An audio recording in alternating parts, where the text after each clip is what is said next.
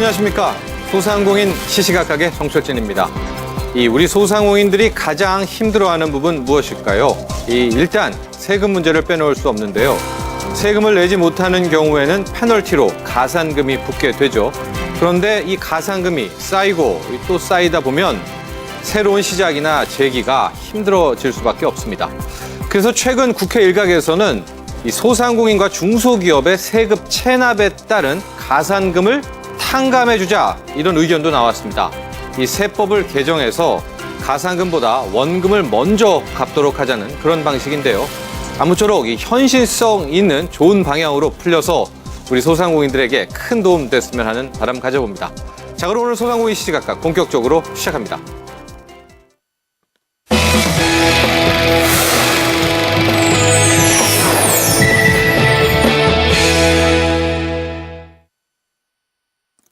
소상공인들에게 도움되는 정보를 다양한 분야에 걸쳐서 취재보도하는 시시각각 플러스 코너입니다. 최근 몇 년 동안 골목 상권을 살리기 위해서 나들가게라든가 식자재 직거래 이런 식의 여러 아이디어들이 나왔습니다. 그런데요, 이런 제도들을 유심히 살펴보면 한 가지 공통점을 찾을 수가 있는데 바로 유통구조 개선입니다. 최근 소상공인시장진흥공단이 골목 슈퍼의 경쟁력을 강화하기 위한 간담회를 열었는데 이때 핵심 역시 유통으로 나왔습니다. 오늘은 지난주에 열렸던 대기업과 중소유통단체 간의 상생을 위한 간담회 소식 준비했는데요. 취재기자와 함께 자세한 이야기 나눠보겠습니다. 이석재 기자? 네, 이석재입니다. 그러고 보니까 최근에 대기업과 소상공인들 간에 서로의 입장을 나누는 그런 자리들 계속 많이 만들어지고 있습니다. 이번 간담회도 그 일환인 것 같은데, 일단 지난주 수요일에 열렸던 간담회 내용을 포함한 이 전반적인 개요부터 한번 정리해보고 갈까요? 네. 소상공인시장진흥공단은 지난 15일 대기업 제조사와 중소유통단체 간 상생 협력 방안을 논의하기 위한 간담회를 개최했다고 밝혔습니다. 예. 이번 간담회는 골목 슈퍼 경쟁력 강화를 위해 대기업 제조사와 중소유통단체 간의 상생과 협력의 기회를 마련하기 위해 열렸는데요. 예. 서울시 구로구에 위치한 베스트 웨스턴 프리미어 호텔에서 열린 이번 간담회에는 이일규 소상공인시장진흥공단 이사장과 김문겸 중소기업 옴부즈만, 김종국 동반성장위원회 사무총장을 비롯해 10여 개 대기업 제조사 임원들과 중소유통단체 관계자 등 150여 명의 인사들이 참석했습니다. 예. 관련 사업 설명과 자율토론으로 이어진 이번 간담회는 각자의 입장을 자유롭게 개진하면서도 동시에 상생 협력 방안을 모색하는 방향으로 진행되었습니다. 이석재 기자, 제가 참석자 명단을 좀 보니까요. 그렇죠? 이 대기업 임원들하고 중소유통단체들입니다. 이렇게 경영자들끼리 만난 거긴 하지만은 이게 경쟁을 한다는 단어는 좀 낯선 것 같고, 상생, 보완 이런 관계일 것도 같은데, 실은 간담회 내용도 그렇게 흘러갔죠? 네, 그렇습니다. 이번 간담회 주제는 현재 대형마트 중심의 유통 시스템화에서 동네 슈퍼들이 어떻게 경쟁력을 가질 수 있는지가 그 핵심이었는데요. 예. 물품을 공급하는 대기업 제조사들 입장에서도 판매망에 다변하는 중요한 문제라고 할 수 있습니다. 예. 이에 따라 간담회 자리에서는 골목 슈퍼 육성을 위해 정부가 지원하고 있는 나들가게와 대기업 간의 동반 성장 로드맵 제안과 대형 유통사에 편중된 거래 체계로 인해 중소유통단체들이 겪는 어려움 및 유통망 개선안 연구, 그리고 대기업 제조사들의 협력 방안 등이 주요 의제로 논의되었습니다. 그러고 보니까 이제 대기업 유통 체인도 있겠지만 대기업 제조사 입장에서는 말이죠. 이런 소상공인이라든가 중소기업의 유통 채널이 의외로 또 필요할 것 같다, 이런 생각도 듭니다. 그렇죠? 제조사 네, 입장에서는. 네. 이렇게 돼서 이번 간담회를 보면은 그동안에 이런 대기업 제조사와 중소유통 채널의 만남들, 사업들 많이 있었는데 좀 탄력 붙겠다, 추진력이 더 생기겠다, 이런 생각도 듭니다. 네, 그렇습니다. 중소기업청과 소상공인시장진흥공단은 이미 지난 2013년부터 중소유통단체 통합구매 지원 사업을 추진해왔습니다. 예. 중소유통단체와 제조사 간의 상생의 일환으로 진행되고 있는 이 사업의 목적은 서로 간의 직거래 체계를 구축해 판매 상품 매입 원가를 절감하는 것입니다. 예. 중소기업청은 통합구매 지원 사업의 안정적인 정착을 위해 유통 전문가로 구성된 MD비전 코리아가 컨설팅을 맡도록 했는데요. 예. 진흥공단 관계자는 이번 간담회를 시작으로 유통시장에서 대기업과 중소기업 간의 협력 기회가 지속적으로 마련될 계획이라며 이를 통해 상생 발전을 위한 상호의 노력이 뒷받침된다면 대기업 유통사에 치중된 국내 유통시장에 신선한 변화의 바람이 불 것으로 기대된다고 밝혔습니다. 네, 그렇습니다. 우리가요, 일단 유통이라고 하면은 이제 유통기업들 간의 경쟁, 대기업과 중소기업, 소상공인 간의 경쟁 이렇게 생각하는 경우가 많은데 실은 이런 대기업 제조사와 이 중소 유통 채널처럼 건전한 상생도 가능합니다. 부디 이번 간담회가 대기업들이 이 중소 유통 단체들의 어려움을 또 공감하고 잘 이 효과적으로 어우러지는 그런 자리가 되었으면 하는 바람입니다. 오늘 여기까지 하겠습니다. 이석재 기자 수고했습니다. 네, 감사합니다.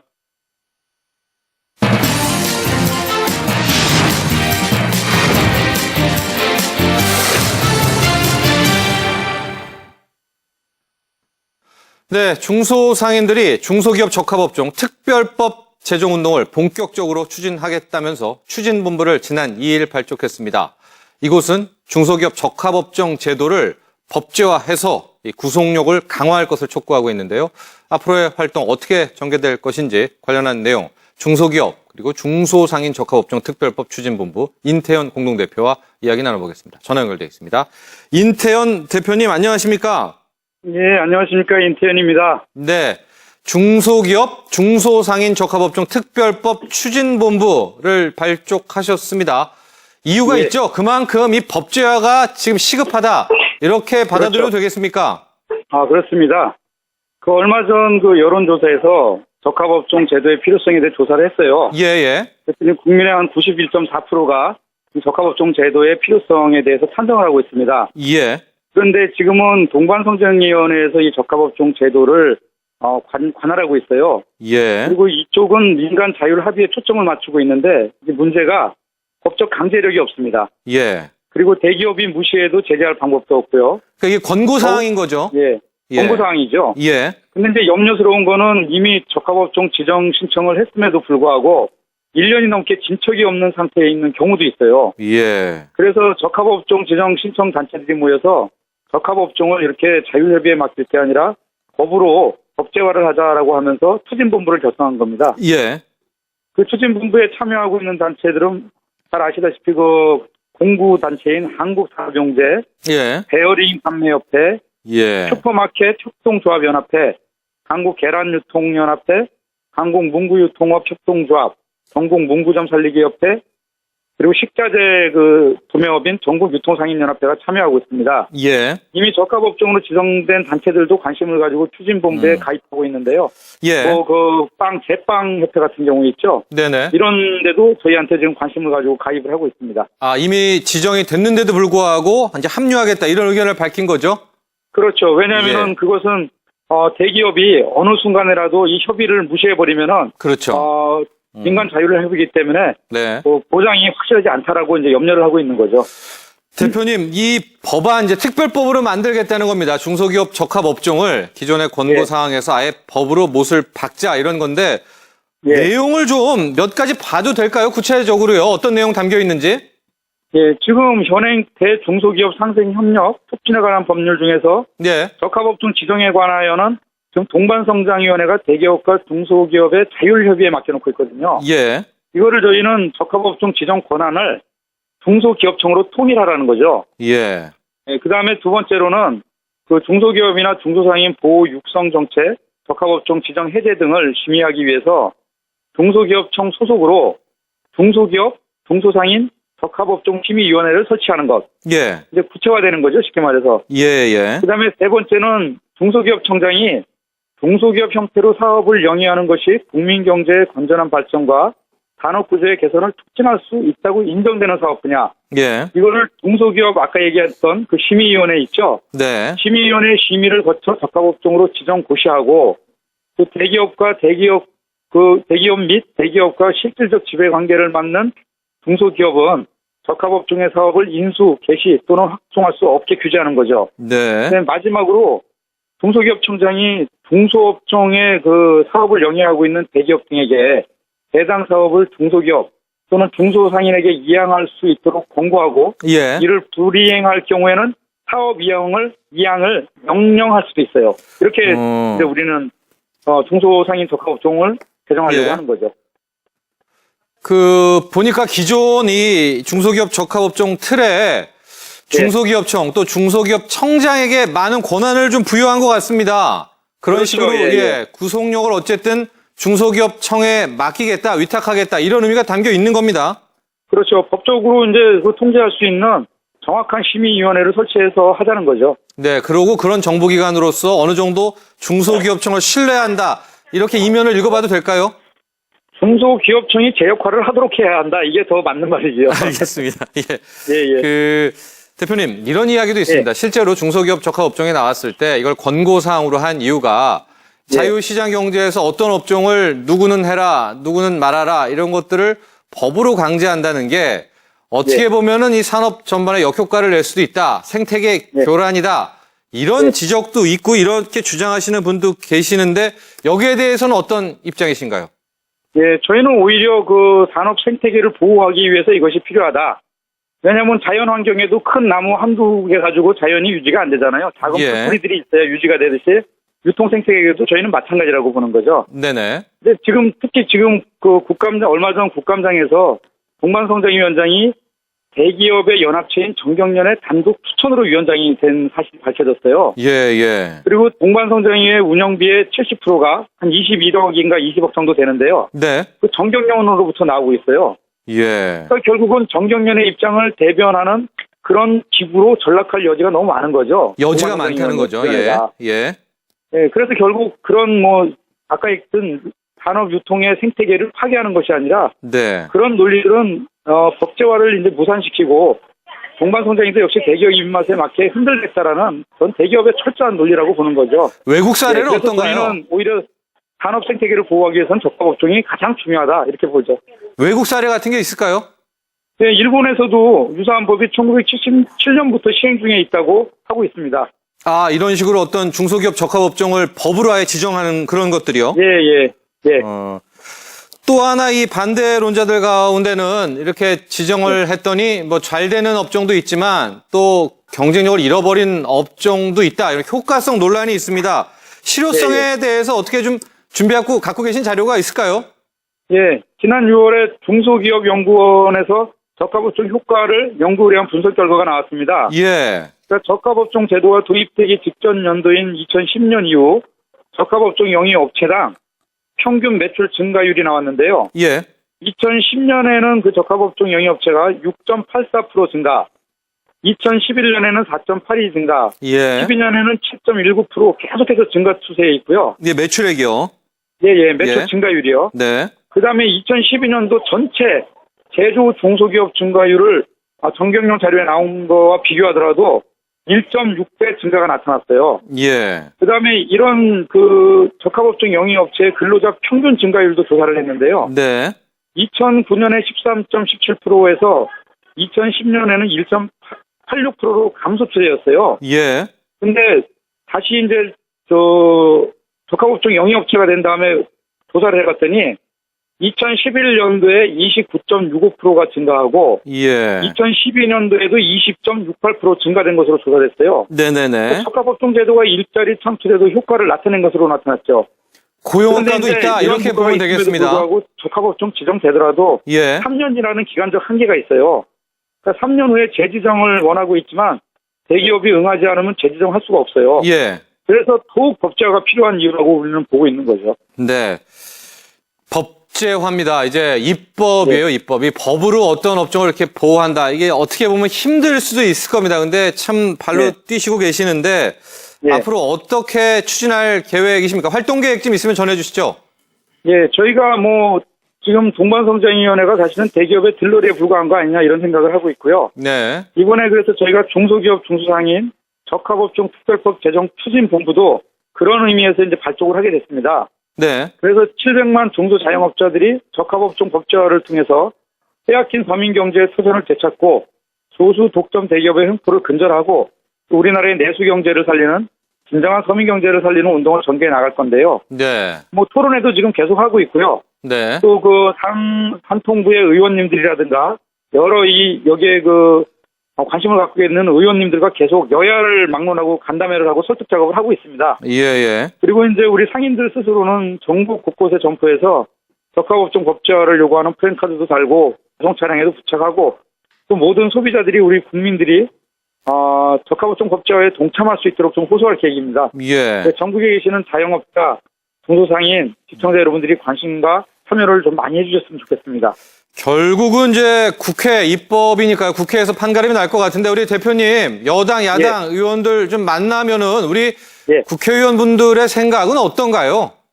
네, 국회의원들 중에 그 여야를 막론하고 이 적합업종 제도의 취지와 정신에는 거의 그 찬성을 합니다. 아, 그래요? 근데 이제 좀 대기업 편향적인 의원분도 계시고 뒤에 숨어서 이제 방해를 좀 하죠. 근데 적어도 그 상식적인 의원님들은 대부분 찬성을 하는데 이제 법제화하는데 대기업의 입김으로부터 자유롭지 못한 의원님들이 많으신 것 같아요. 근데 그런 분들한테는 저희가 좀 국민을 믿고 그다음에 저희 중소자영업자들을 살려내서 산업이 사는 방향으로 갈 수 있도록 해야 된다는 것을 적극적으로 계속 설득하고 있습니다. 알겠습니다. 오늘 함께해 주셔서 감사합니다. 네, 감사합니다. 지금까지 중소기업 중소상인 적합업종 특별법 추진본부 인태현 공동대표와 이야기 나눠봤습니다.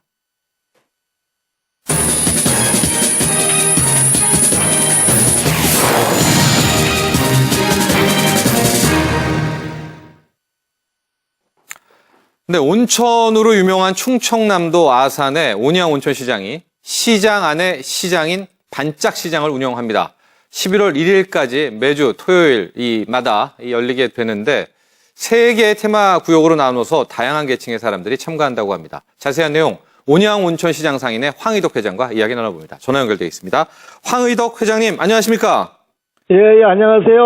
온양온천시장 상인회장 황의덕입니다. 네, 이 온양온천시장이 시장 속의 시장인 반짝시장을 운영한다. 아, 이게 어떤 행사일까요? 또 어떤 취지를 갖고 있는 걸까요? 네, 반짝시장 운영 취지에 대한 이해를 돕기 위해서 먼저 온양온천시장에 대한 소개를 드리겠습니다. 아, 예, 좋습니다. 예. 예, 온양온천시장은 4개 구역 테마로 나누어 운영하고 있습니다. 예. 농산물과 식재료, 반찬가게들이 모인 맛내는 거리가 있고요. 예. 옷가게들로 모여있는 못내는 거리. 예. 그리고 온양온천시장의 상징인 소원분수 중심으로 조성된 샘솟는 거리가 있습니다. 예. 그리고 먹거리로 구성된 상설시장이 있는데요. 네. 근본 반짝시장은 샘솟는 거리에서 지금 진행되고 있습니다. 아, 샘솟는 거리 구역에서 열리게 되네요. 네, 그렇습니다. 네. 이 거리는 차 없는 거리인데요. 네. 차 없는 거리 그 시행과 병행해서 그 행정력 투입을 최소화하고 대규모 점포와 경쟁력 열세인 시장에 그 젊은 고객들이 발걸음을 유도하고자 저희들이 준비하고 있습니다. 예. 그래서 지역 상품과 농민들로 구성된 로컬 푸드거리로 반짝시장을 운영하고 있습니다. 그러면은 이제 이 샘솟는 거리가 토요일이 되면은 반짝시장으로 바뀌게 되지 않습니까? 예, 구역이나 그렇습니다. 이렇게 어떻게 꾸며집니까?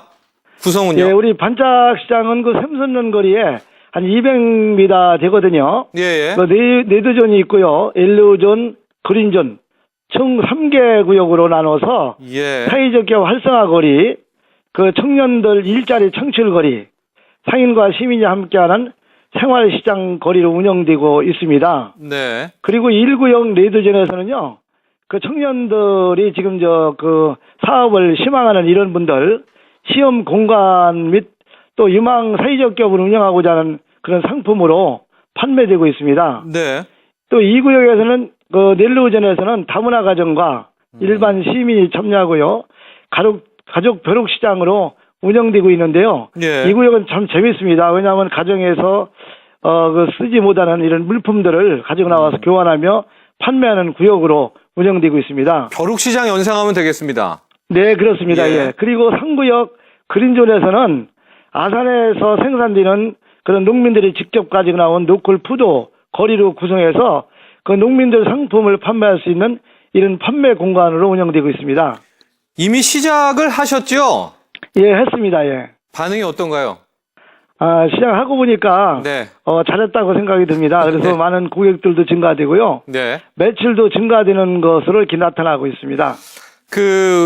회장님, 지금 이 방송 예, 보고요. 뭐 청년 창업가도 그렇고 시민분들 중에서도 나도 저기 가서 물건 좀 팔고 싶은데 하시는 분이 계실 겁니다. 이거 어떻게 참가할 수 있을까요?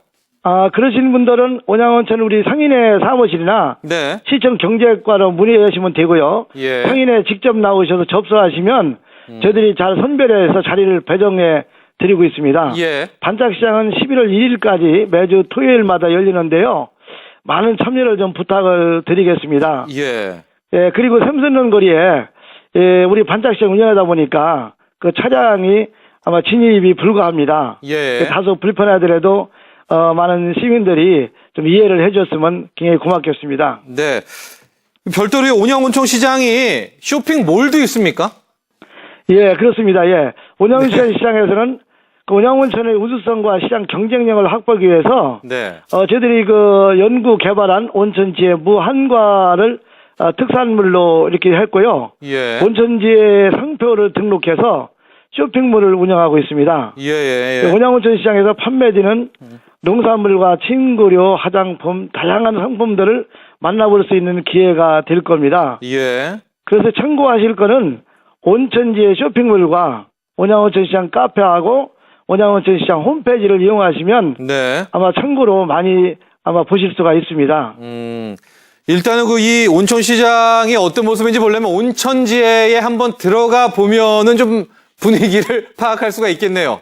예, 그렇죠. 온천지에 들어가서 보시면 되고요. 예. 온양온천 시장 카페에 들어가면 각종 행사가 다 들어 있습니다. 알겠습니다.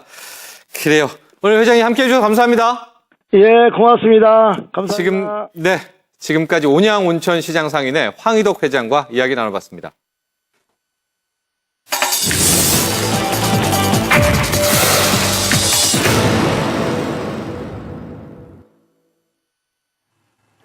오늘의 간추린 소식입니다.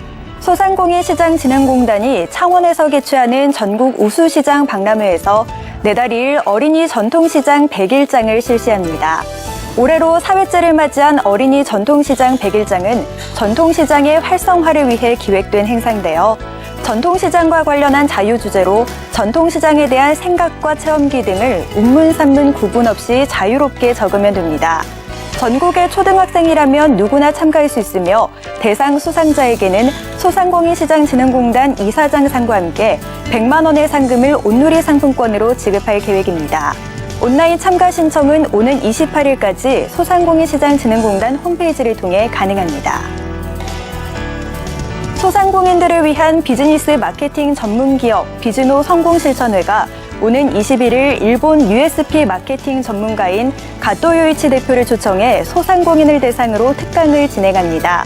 이번 특강을 진행하게 될 가토 요이치 대표는 회사의 독자적인 가치 또는 강점을 의미하는 일본의 USP 마케팅 분야에서 독보적인 입지를 구축한 최고 전문가로서 USP 마케팅 차별화 전략, 작은 회사가 넘버원이 될 수 있는 브랜드 전략 등 4권의 관련 저서를 집필하기도 했는데요. 작은 기업들이 어떻게 브랜드를 구축했고 현재 어떤 결과를 맺고 있는지 자세히 설명하고 참석자의 질의응답을 통해 궁금증을 풀어주는 시간도 가질 예정입니다. 지금까지 오늘의 간추린 소식이었습니다. 네, 오늘 저희가 준비한 소식은 여기까지입니다. 소상공인이 대상공인이 되는 그날까지 저희 소상공인 시시각각은 계속됩니다. 내일 다시 찾아뵙겠습니다. 여러분 감사합니다.